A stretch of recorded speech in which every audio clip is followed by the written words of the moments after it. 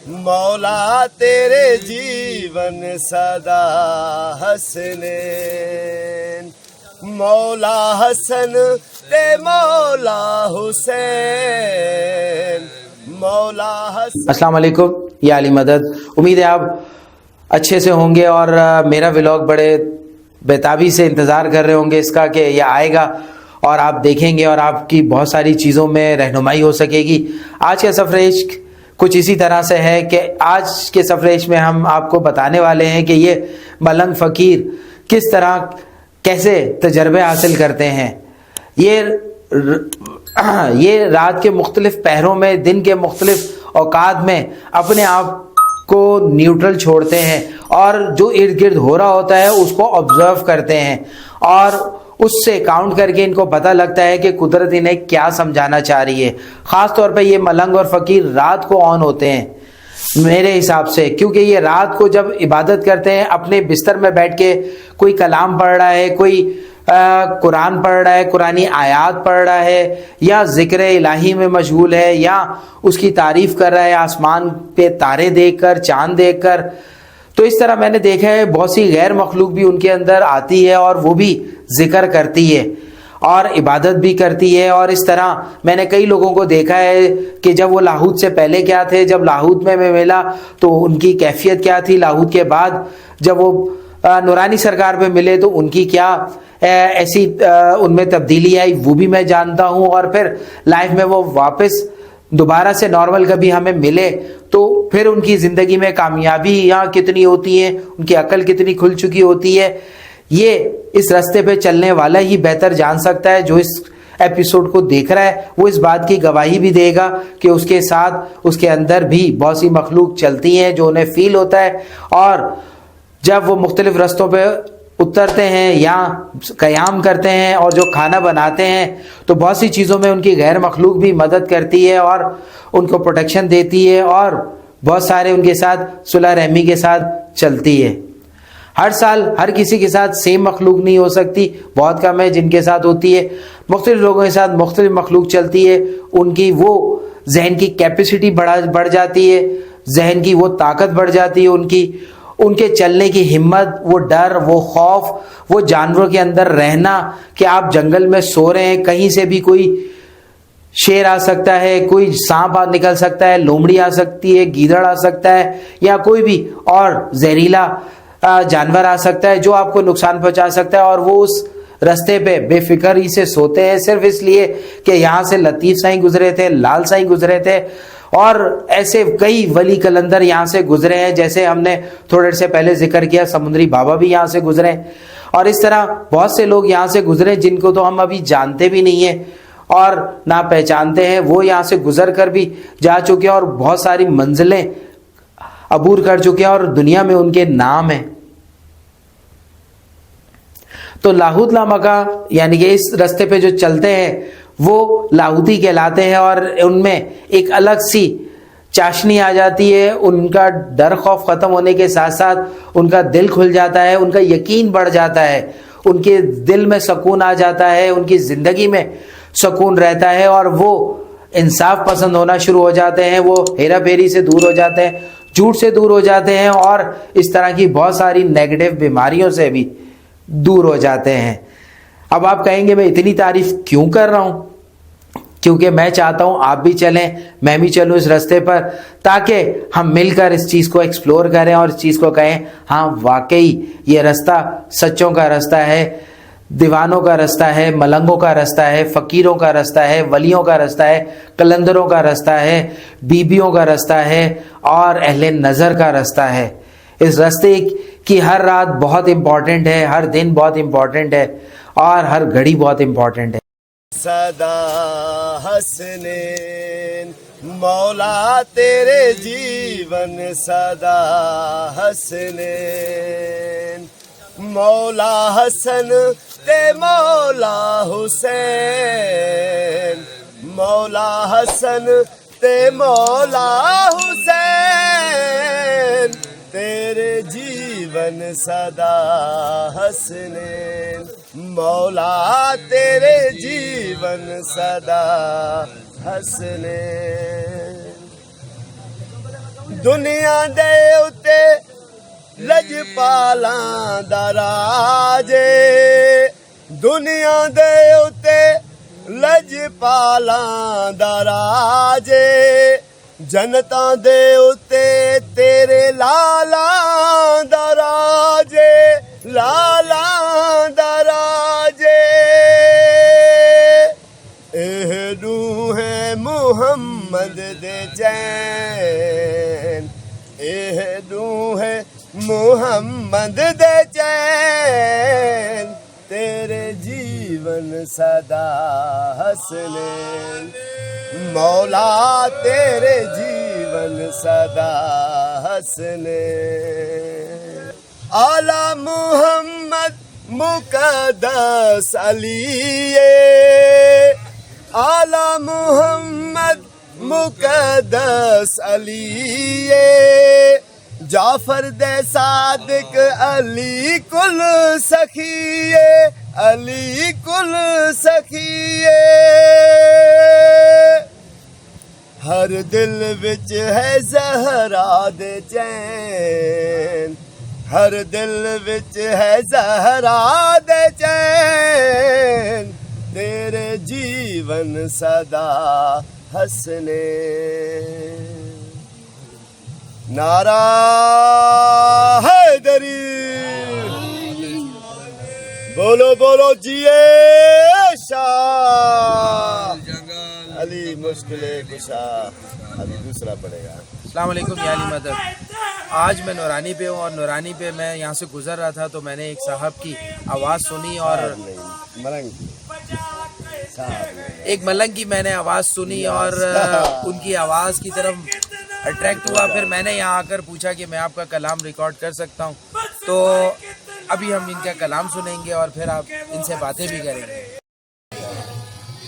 ये मेरा तीसरा आँख है। हाँ?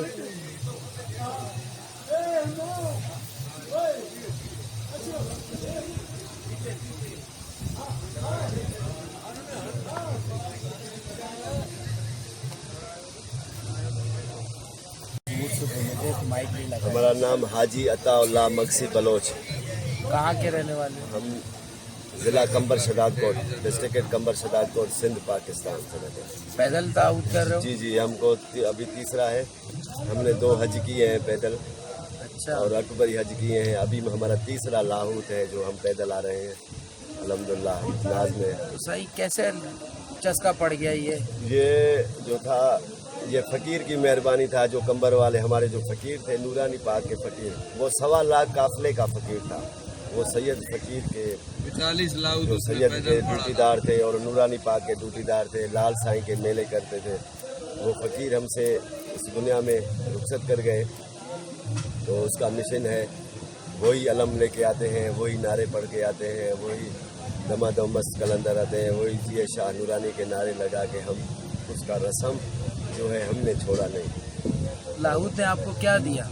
हमको इतना दिया कि हमको मिल्कियत की परवाह नहीं है। सऊदी के दौलत मिल्कियत ये जो है ना ये कुछ भी नहीं है। ये फना वाले से हमको जो इल्म मिला है बका वाला मिला है जो हमेशा रहेगा दोनों जहां। सही क्या समझते हो कि आपकी ज़िंदगी में लाहौत कैसा है? अल्हम्दुलिल्लाह पहले दफ़ा में हमको थोड़ा तकलीफ हुआ था। अभी हम ऐसे करते हैं कि दूसरे कोई थक जाए तो उनका वजन भी हम उठाएं। अगर कोई प्यासा वहाँ रहे तो उनको पानी भी पिलाएं। जबल पे भी गया। ये 2-3 जगह पे जो बहुत डिफ़िकल्ट वो जगह हैं जो जहाँ भोला लक है और दूसरा गेट जबल है जहाँ पानी की इतनी किल्लत है कि कभी गैस्ट्रो होता है, उस नदियों में बीमारी होती है, कभी पेट का दर्द होता है, वहाँ पानी साफ मुहैया नहीं होता। तो ये हुकूमत को चाहिए कि हमको ये सहूलतें अता करें। सही मैं एक सवाल करता हूँ लोगों से, अगर ये लाहौत में आसानियाँ हो जाए तो पहले वाला लाहौत और इसमें फ़र्क क्या रहेगा? फ़र्क बहुत है। पहले जो थे गर्मियों में आते थे वो प्यास की वजह से वो लाहौती जो शहीद हो रहे थे और उनको बहुत तकलीफ़ का सामना पड़ता था। अभी ठंड है, अभी मौसम अच्छा आ गया। ये मौसम 25-30 साल के बाद आता है तो हमारी खुशनसीबी है कि हम ये 15-20 साल ये ठंड में गुजारेंगे, हमको प्यास की शिद्दत नहीं मारे। अच्छा साईं, जब चलते हो घर से तो घर वालों का क्या होता है? मैं अपनी माँ से जाके कदमों में चूम के और इजाज़त मांगता हूँ कि अम्मा हमको छोड़ो, हम नूरानी जाएंगे। तो अम्मा भी हमारा 85 साल का है, उसको मैं डेली उसका जोर पाँव दबाता हूँ, फिर भी उन्होंने इजाज़त दिया कि बेटा जाओ। अच्छा, जब पहली बार लाहौद करके गए तो अम्मा का क्या रिएक्शन पहली था? बार मैंने लाहौद करके गया तो मुझे इतने फूलों के हार पड़े, मेरे गला पूरा भरा हुआ था। जैसे मैं घर घुस गया तो अम्मा खुशी से हैरान हो गया कि इतना तुम्हारा ये इस्तकबाल हुआ है। सही। तो उन लोगों को इश्क जागा है नूरानी का और राह का पता चला है, पहले किसी को नहीं था हमारे खानदान में। अभी वो एक एक मंजिल याद कर रहे हैं, कभी मेरा बेटा वहाँ पहुँचा होगा, वहाँ पहुँचा होगा, ये शऊर आया। सारा बताया सारा जाके 21 शऊर। दिन कहाँ जी। होंगे? सबको 1 महीना 4 दिन का सफर है, 1 महीना 4 दिन का। यहाँ से पैदल भी जाते हो? कंबर से लेके। अब यहाँ से नहीं, गाड़ी में यहाँ जाओगे? से हम जाएंगे लाल लतीफ शाह अब्दुल लतीफ भटाई सरकार पे 13 तारीख को जाएंगे और 14 की रात वहाँ पे सरकार पे पुरसा देंगे आज़ादारी का। मैं खुद नौजवान हूँ, वहाँ पुरसा होता है, गाजी का आलम उठा के हम जाते हैं, फिर पुरसा करके सरकार के सारी रात वहाँ इबादत के बाद सुबह फिर अपने गाँव चले जाते हैं 15 को। फिर या नसीब, फिर हम सोचते हैं कि फिर दिन करीब आ जाए तो फिर हम चले नारा पढ़ के नूरानी सरकार। तो आम दिनों में क्या मशागिल है? आम दिन में मैं अपने मुर्शिद की ड्यूटी करता हूँ, वहाँ दरगाह है हमारा, फकीर सैयद सकी खैर शाह बुखारी लेवल दिखाओ, करबला मोहल्ला हुसैनी काफिला कंबर, ये हमारा लेबल है, हमारे मुर्शिद का है। हम यहाँ से फारिग होके फिर जाता हूँ अपने मुर्शिद की सेवा में। सही। फिर सारा साल वहीं रहते हैं? सारा साल मेरा घर भी नज़दीक है और सारी ड्यूटी जो है टाइल वगैरह उनको नीचे से ऊपर झाड़ू फरिया ये सब जो भी काम होता है अल्हम्दुलिल्लाह हम 12-1 बजे तक डेली सुबह से लेकर ड्यूटी करके फिर घर जाते हैं। सुनाओ खैर शाह का नारा कलाम भाई, सुनाए फिर, कलाम सुनाते हैं ताकि अभी। सुनने वालों को भी मजा आए। नारा सुनाओ खैर शाह का। जिए फकीर बाबा सखी खैर शाह के मलियालाह कलंदर याली साईं हैदर,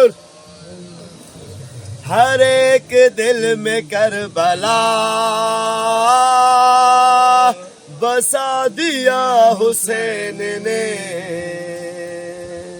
आप बैठे ना इधर ऊपर। सही सही सही है मैम, ऐसे ही। हर एक दिल में करबला बसा दिया हुसैन ने। नजर न आता था खुदा, नजर न आता था खुदा, दिखा दिया हुसैन ने। हर एक दिल में करबला बसा दिया हुसैन ने। वो नूर है तू खाक है, बशर तेरी भी जात क्या, बना के खाक को शफा दिखा दिया हुसैन ने। हर एक दिल में करबला बसा दिया हुसैन ने। अली का ये भी शेर है, जो तीर से डरेगा क्या, अली का ये भी शेर है, जो तीर से डरेगा क्या। सर को हाथ में उठा हंसा दिया हुसैन ने। हर एक दिल में करबला बसा दिया हुसैन ने। खलील अल्लाह से कोई ये कह दे आए करबला, जो वादा तुमने था किया निभा दिया हुसैन ने हर एक दिल में करबला बसा दिया हुसैन ने। नहीं है बोले नामुमकिन गर जो कट जाए जुबान, नहीं है बोले नामुमकिन अगर जो कट जाए गला, मगर कुरान सिना पे सुना दिया हुसैन ने हर एक दिल में करबला बसा दिया हुसैन ने। चले हैं हैदरो खिज़र हुसैनियों के राह पर, जो खिदमतों का रास्ता अता किया हुसैन ने हर एक दिल में करबला बसा दिया हुसैन ने। या अली मदद। ये थे अताउल्लाह साहब जिन्होंने अपने दिल की बात जो है वो कलाम की शक्ल में हमारे तक पहुंचाई और आप तक पहुंचाई। ये मलंगों की इबादत है और ये मलंगों की मुख्तलिफ तरीक़ों से जो इबादत होती हैं उसमें अगर कोई हमें शामिल कर ले तो हमारी खुश नसीबी होती है कि हम भी दो बोल उनके सुनते हैं उनकी ज़बान से, जो वो सालों से रियाजत कर रहे हैं और वो लफ्ज़ हम आप तक भी पहुंचाते हैं और फिर आप सुन के महसूस भी होते हैं और आपकी रूह भी ताज़ा होती है। तो इसी के साथ अगली एपिसोड में मिलेंगे। सफ़र इश्क लाइक और शेयर ज़रूर कर लिएगा, नहीं किया तो कर लिएगा और शेयर ज़रूर करिएगा। अस्सलाम वालेकुम। या अली मदद। अभी आज मैं गया था खत के बल। मौला तेरे जीवन सदा हसनैन, मौला हसन ते मौला हुसैन, मौला हसन ते मौला हुसैन, तेरे जीवन सदा हसनैन, मौला तेरे जीवन सदा हसनैन। दुनिया दे उते लजपालां दा राजे, दुनिया दे उते लजपालां दा राजे, जनतां दे उते तेरे लाला